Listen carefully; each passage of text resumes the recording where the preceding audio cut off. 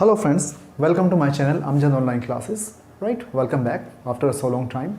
So today we are going to start a very new topic and very indispensable, very important topic of management accounting or cost accounting, you can say, right? That is known as CVP analysis. I have written this short because in many books, in the several books, it is given as a short form, right? Short form CVP analysis. But है क्या? What is the meaning of that? Before telling you that, what is the full form of this? C stands for here cost, V stands for here volume, and P is the profit.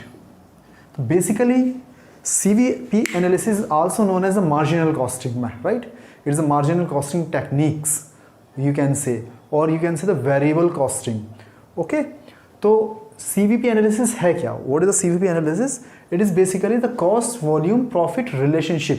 Cost volume profit relationship, right? Here the top level managers, or you can say the chief accountant of the every company or the cost accountant of every company are interested to analyze and judge the relationship between these three variables. Here we have to say all these three are variables, right? Why I am saying variable means all have some interdependence. Interdependence का मतलब ये है कि हम यहाँ पर ये जानना चाहते हैं कि अगर if you want to change the cost of any company of any particular product, then what will be our volume here means you can do the sales, what will be the profit, or if we want to achieve some target profit, if we want to achieve some level of profit, then what will be the volume or what will be the cost. Then if you want to change the volume means this, then what will be the cost and the profit. It means if you are going to change one variable, what will be the effect on the other variable. Here the gist is the crux of the argument is that CVP analysis, यानी cost volume profit analysis, helps us to understand the relationship among these three variables, right? If you are going to change one variable, then what will be the effect on others, means how they will be affected. Yeah, if you want to achieve the level of particular one variable, then what will be the level of other two variables. So that's why all the variables, these are all variables, nothing is constant here, and they all have some interdependence. So अगर हम बात करें, right, तो देखा जाए तो it's very difficult topic, but मैं आपको बता चुका हूँ कि the job of the teacher of the lecture just to make the topic easy. Otherwise हम बुक्स में देखें तो बुक्स में तो सारे इलस्ट्रेशन होते ही हैं. तो why I am here just to make you it right, make this topic is very much clear and very much understandable, right, जो कि आज आपको समझ में आ जाएगा कि ये तो बहुत ही ईजी था. But let me tell you there, हम इसको जो टॉपिक को जो एनालाइज करेंगे, CVP एनालिसिस को जो हम समझेंगे, तो there are two main tools. हम इसको कहेंगे just to understand this, there are two tools और techniques, two tools and technique. One is known as equation method, and the other is known as BEA. अभी मैं full form नहीं लिख रहा हूँ इसकी BEA की, right, because I will take it separately. It's a very long, right, it itself a very long topic, break even analysis, right. So I will take it in, explain it in the next video because it's going to be very long because just in the explanation of this, right. तो पहले आज हम लेते हैं equation method. Equation method से हम कैसे ये जज करेंगे रिलेशनशिप, या कैसे हम इस रिलेशनशिप को समझें. तो फर्स्ट मेथड आज हम लेते हैं आपका इक्वेशन मेथड. और इक्वेशन मेथड को हम समझने के लिए तो we should have a illustration side. So आपको थोड़ा सा ज़्यादा अच्छा समझ में आएगा इलस्ट्रेशन लेकर, क्योंकि इलस्ट्रेशन से ही समझा. जब हमने यहाँ पर वर्ड यूज़ कर लिया तो there will be some equation. अब वो इक्वेशन क्या है, मैं एग्जाम्पल तो अभी आपको लेता हूँ, लेकिन मैं आपको बता देता हूँ what is a equation. Equation मैं किसको बोल रहा हूँ, तो पहले हम लेते हैं first method, that is equation method. Alright, हम इक्वेशन किसको बोल रहे हैं. देखिए अब आप बिल्कुल सिंपल से बहुत यहाँ इजी हो जाइए कि I am going to talk about the equation which we have already have studied in our 6th, 7th और 8th क्लास. 6th और 7th क्लास के इक्वेशन को हम यहाँ यूज़ करेंगे. ऐसा कुछ भी डिफिकल्ट नहीं है. जैसे आपसे मैं बोलूँ प्रॉफिट क्या है,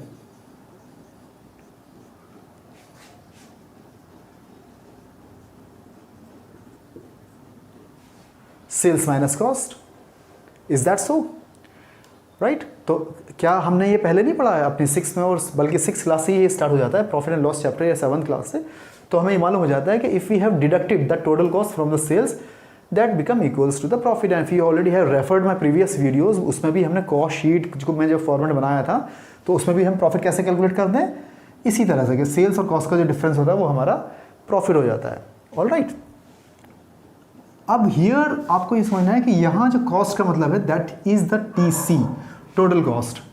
here the cost means total cost, and total cost का मतलब जो होता है वो होता है fix cost plus variable cost. ये ध्यान रखिएगा, total cost is equal to fix cost and variable cost, because there in cost accounting और in the management accounting only there are 2 main types of the cost, one is fix cost and the other is variable cost, right. अभी हम variable cost में भी यहाँ पर semi variable cost को भी include कर रहे हैं, यानी एक तरह से देखा जाए तो हमें, क्योंकि सेमी वेरिएबल ऑलरेडी इंक्लूडेड है, क्योंकि हमें तो टोटल कॉस्ट से मतलब है यहाँ पर, तो वेरिएबल कॉस्ट में ही आपकी सेमी वेरिएबल भी आ जाती है, तो दोनों को मिलाकर क्या हो जाएगी आपकी वो टोटल कॉस्ट। तो अगर हम इसको, इस बात को ऐसे लिख दें, profit is equal to sales minus variable cost और minus fix cost, right. This is variable cost और FC इज फिक्स कॉस्ट। तो क्या सेम बात नहीं, बस आई हैव बाइफरकेटेड इट, मैंने इसको बाइफरकेट कर दिया, यानी इस टोटल कॉस्ट का मतलब मैंने इसको अलग अलग यहाँ लिख दिया उठाकर, राइट। बात वही है, इक्वेशन वही, यहाँ पर भी इक्वेशन सेम और यहाँ पर भी इक्वेशन सेम, ये राइट, कोई डिफरेंस नहीं इक्वेशन में, क्योंकि आपका। अब इसको मैं ऐसे भी तो लिख सकता हूँ, यहाँ प्रॉफिट इज इक्वल टू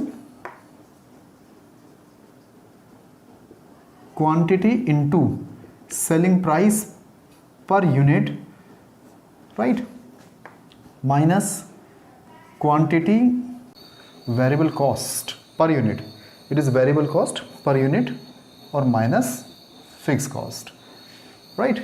ये वेरिएबल कॉस्ट पर यूनिट है and this is the selling price per unit.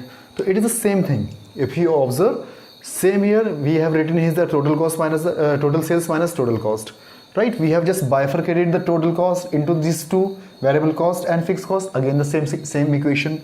Again we have just expanded the equation, expanded the form of the equation, again the same, right. Just now if the quantity is given in the question and the selling price per unit is given in the question, what you have to do is just multiply and just to calculate the sales.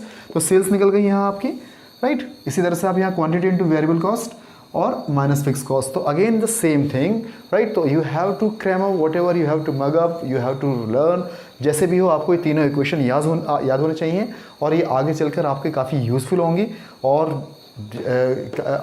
Practical हमारे जो decisions होंगे आगे इसमें subject में, उसमें भी ये काफ़ी इक्वेशन यूज़फुल होंगे। लेकिन अब कैसे हम कैलकुलेट करते हैं या इनका क्या यूज़ है, प्रैक्टिकल यूज़ क्या है, तब तक आपको समझ में नहीं आएगा until unless we take a illustration, until unless we take a problem। तो चलिए एक हम आपको समझाते हैं, एक प्रॉब्लम लेते हैं, फिर आपको ये थोड़ा सा क्लियर होगा। ऑलराइट, चलिए let's have the illustration. Now we have taken the illustration, right, already. ये देखिए, ये इलस्ट्रेशन अभी हमने लिया है आपको समझाने के लिए, क्या समझाने के लिए, सिर्फ इक्वेशन मेथड को हम कैसे यूज़ करते हैं, means how this equation method will be use to determine the relationship between the cost, variable right, variable cost and the profit, right, cost volume and the profit। तो illustration आपका क्या है, you can understand it here, the total investment is rupees 10 lakh, given, these are the given question। ROI is the return on investment, ये ध्यान रखिएगा। ROI is also known as the expected rate of return। ये आप जो मैं terminology use कर रहा हूँ तो आप इन सबको भी ध्यान रखिएगा। expected rate of return is also known as ROI, return on investment, that is given is 15%। SP मैंने शॉर्ट में लिखा है सेलिंग प्राइस इज 25 पर यूनिट है, और इधर वेरिएबल कॉस्ट है वो भी आपकी 15 पर यूनिट है, राइट। और उसके बाद फिक्स कॉस्ट गिवन है वो 4 लाख है, 4 लाख, और फिर क्वांटिटी गिवन है क्वेश्चन में 50,000। नाउ रिक्वायर्ड मतलब कि अब आपको करना क्या है, you have to calculate the existing profit, right, और टारगेट प्रॉफिट। यहाँ what is target profit and existing, right. दोनों चीज़ें यहाँ आपको कैलकुलेट करनी है कि हमारा एग्जिस्टिंग प्रॉफिट है कितना और हमारा टारगेट प्रॉफिट कितना है, पहली चीज़। Then if we have not achieve the target profit, then how can we achieve the target profit, how can the target profit be achieved, by change in, ये writing में माइंड माई राइटिंग, मैं इसलिए आपको explain कर रहा हूँ पहले। अगर हमें फिक्स कॉस्ट को चेंज करना हो, means if you want to change our fix cost then how the target profit will be achieved, और if you want to change the variable cost then the target profit will be achieved, right. If selling price will has to be change then what will be the ways to right achieve the target profit. If the quantity has to be changed then how we will achieve the target profit. तो ये 4 issue हैं, 4 issue के under में मैं आपको बहुत आसानी से समझा देता हूँ। बहुत स्टूडेंट्स, बहुत लोग, बहुत सारे मेरे जो व्यूअर्स हैं वो तो अपना भी इसको कर लेंगे, मुझे 1 या 2 करने की जरूरत है बाकी, लेकिन फिर भी मैं पूरा क्वेश्चन आपके सामने सॉल्व करके दिखाता हूँ यहाँ पर, ताकि आपको एक बार, और ये ध्यान रखिएगा, ये अगर आपको एक बार समझ में आ गया तो ऐसे आप कभी नहीं बोलो, you can never forget it the way I am just telling it you now. तो हमारी इक्वेशन क्या थी? Let's write the equation. That was profit is equal to, हमने जो यूज़ करनी है, मैं अब शॉर्ट में यूज़ कर रहा हूँ, देखिए शॉर्ट में यूज़ किया मैंने Q, right, into selling price per unit. मैंने शॉर्ट में यूज़ किया है, आप लोग पूरा लिख सकते हैं selling price per unit, right. लेकिन इतना ज़रूर ध्यान रखिएगा, अगर आप लोग ये व्यू कर रहे हैं, समझना चाहते हैं अगर इस टॉपिक को, जो कि थोड़ा सा डिफिकल्ट है, बट अगर आपके पास रजिस्टर है और आप उसे साथ के साथ कॉपी कर रहे हैं तो आप बहुत अच्छी तरह से समझ जाएंगे। Otherwise I do not guarantee anything, right, कि आपको समझ में आएगा भी नहीं आएगा। माइनस क्यू मैंने शॉर्ट में किया, और वी सी पर यूनिट, और माइनस एफ सी। तो राइट, ये ध्यान रखिएगा, मैंने शॉर्ट में यूज़ किया है, ये सेम इक्वेशन मैंने लिखी है जो मैंने अभी आपको बताई थी। अब इसको हमें पहले तो इसको इक्वेशन को यूज़ करके अब हमें ये देखना है कि हमारा एग्जिस्टिंग प्रॉफिट कितना है, राइट। तो वो कैसे मालूम होगा? जो हमारे पास क्वेश्चन है, अब आप देखिए Q is given in the question is 50,000, okay, चलिए 50,000। सेलिंग प्राइस पर यूनिट कितना है क्वेश्चन में? 25, ये हो गया आपका, माइनस Q अगेन 50,000,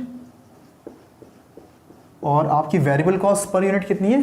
15, तो ये 15, और माइनस फिक्स कॉस्ट कितना है? 4 लाख, ये हमने यहाँ लिख दिया 4 लाख, ऑलराइट, 4 लाख। अब इसको तो कोई भी सिंप्लीफाई कर सकता है, ऑलराइट। यहाँ इसको आपका मल्टीप्लाई किया 12,50,000, राइट, इसको मल्टीप्लाई किया 7,50,000, और ये माइनस, यहाँ थोड़ा सा कंफ्यूज मत होइएगा, मेरा कहने मतलब है कि ये दोनों चीज़ें आपको इससे माइनस करनी है, यानी 7 एक तरह से देखा जाए तो अगर हम इसको ब्रैकेट में करें तो ये प्लस हो जाएगा, यहाँ कहने वाला भी है। और मैं स्टेप वाइज आपको शो कर रहा हूँ कि पहले इसमें से ये माइनस और फिर ये माइनस, तो कितना आ जाएगा? 11,50,000, ठीक है, इसमें से माइनस किया तो ये is equal to 1 lakh. 1 lakh क्या है? आपका एग्जिस्टिंग प्रॉफिट है, अभी जो फिलहाल आपका प्रॉफिट जो इन अवेलेबल इंफॉर्मेशन से है वो कितना है? 1 लाख। अब हमें क्वेश्चन में निकालना है टारगेट प्रॉफिट।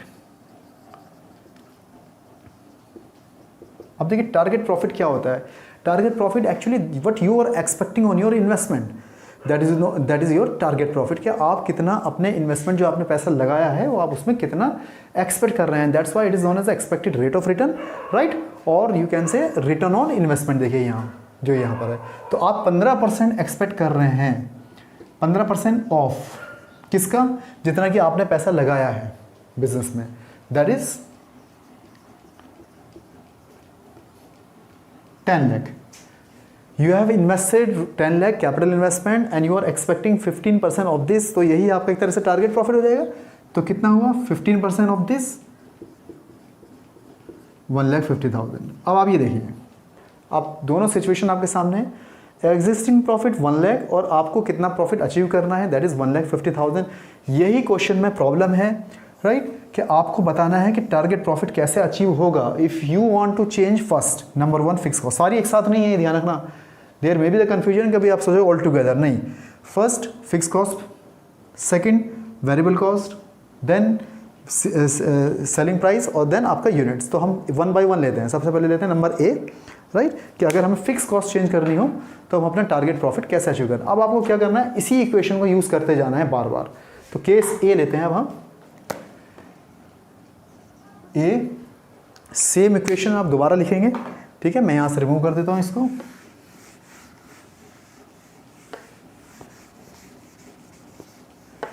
राइट। हमें क्या कैलकुलेट करना है, अब आप पहले ये सोचिए, खुद कॉमन सेंस लगाइए, हमें क्या कैलकुलेट करना है? Target profit. तो टारगेट प्रॉफिट जब कैलकुलेट करना है तो हम यहाँ ऑलरेडी पहले से लिख सकते हैं टारगेट प्रॉफिट। मैंने ये जो हमारे को चाहिए वो हमने यहाँ पहले ही लिख दिया, मुझे ये चाहिए ना, profit should be equal to 1,50,000, right. Then quantity is given in the question, that is 50,000. SP is given in the question, that is 25, that is again given in the question 50,000 and into 15. What you have to do is now fixed cost ही को आपको change करना। देखिए पहले number पर, तो जब मुझे ये चेंज करना है, मुझे मालूम करना है कि कितनी मेरी चेंज होगी, तो आप क्या करेंगे, यहाँ -x कर दो इसको, let's assume it x, simple. अब now equation has become complete, बन गई नहीं, बन गई आपकी इक्वेशन एक। बस अब आपको क्या करना है, x की वैल्यू फाइंड आउट करनी है, कुछ नहीं। आप में से बहुत लोग मेरे से पहले भी कर लेंगे इसको।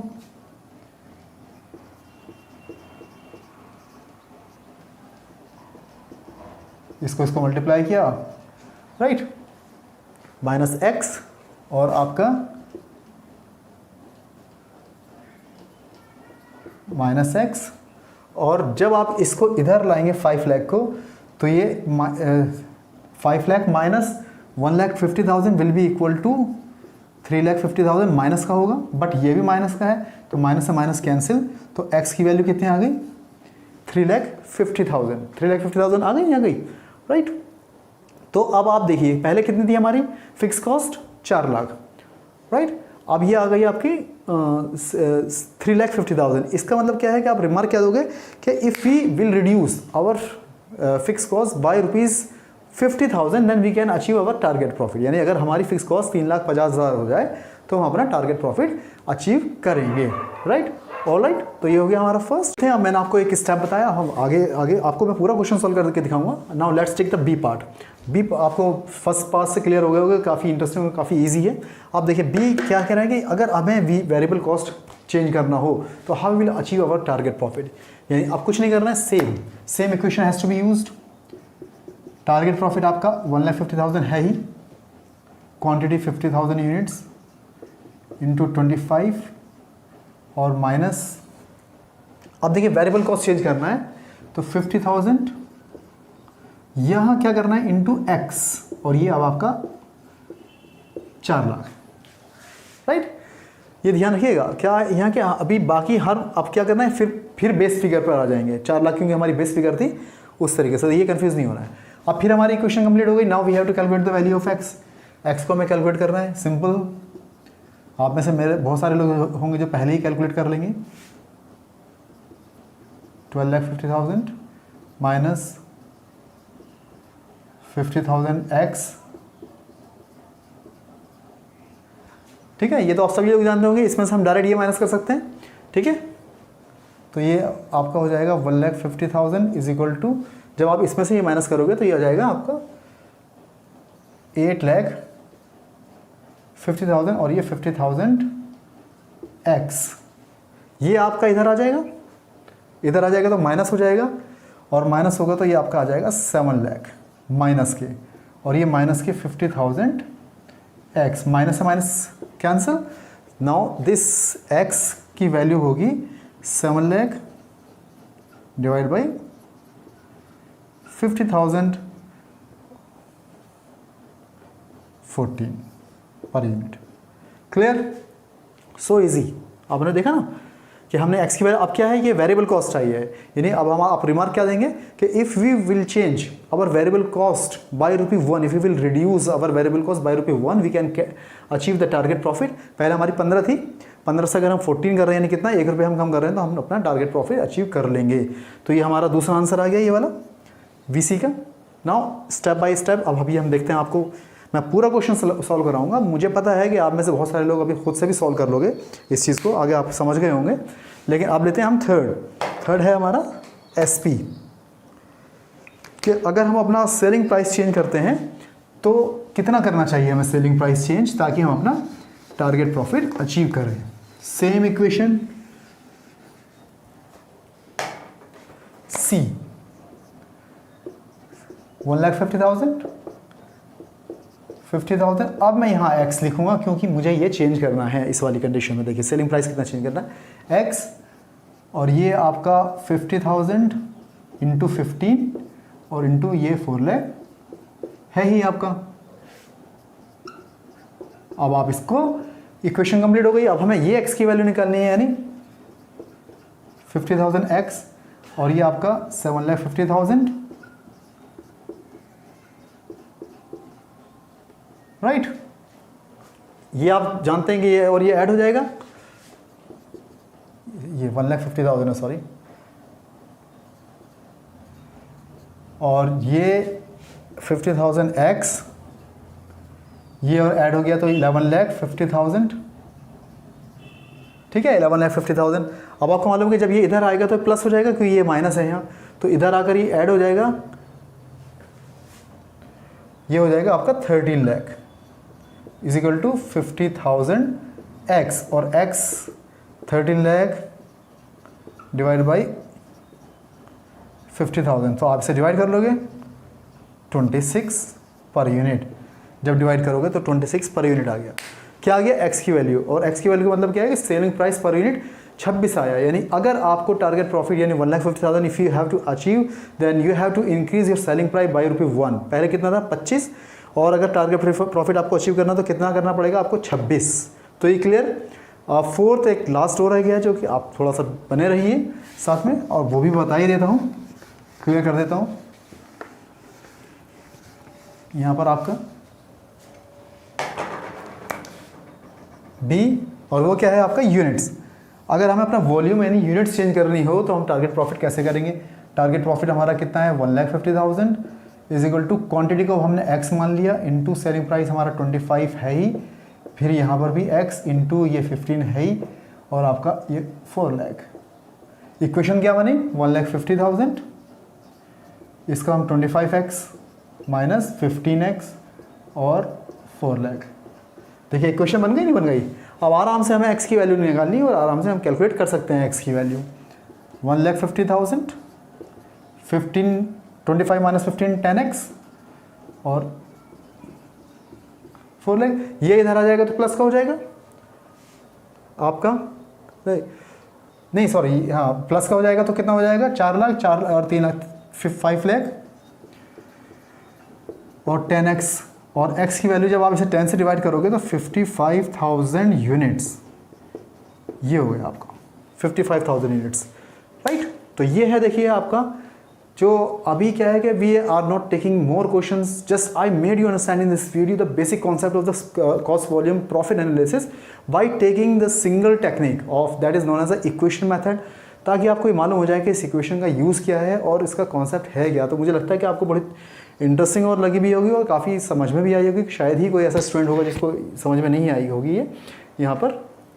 तो अगर फिर भी अगर आपको कोई डाउट्स हैं, आप मुझसे रिपीटेशन से आ रहे हैं, तो यू कैन जस्ट सेक्शन में कमेंट सेक्शन में जाकर आप मुझे कमेंट करके बता सकते हैं कि आपको मेरी वीडियो कैसे लगी, राइट। आपको समझ में आया नहीं आया। अदरवाइज़ ये बहुत ही कॉम्प्लेक्स टॉपिक है, आपको आसानी से बुक से तो समझ में आने वाला नहीं है, ये जान लीजिए। और जब भी आप मेरी वीडियो देखें, आगे हम फर्दर और क्वेश्चंस लेंगे, तो आप कम से कम रजिस्टर लेकर बैठें अपने साथ, तो आपको ये क्लियर होगा, अदरवाइज़ नहीं क्लियर होगा, राइट। तो चलिए अब हम नेक्स्ट जो इसकी टेक्निक है we will take in the next video, right. Stay tuned. Thanks for watching this video patiently, right? Till then, bye, see you.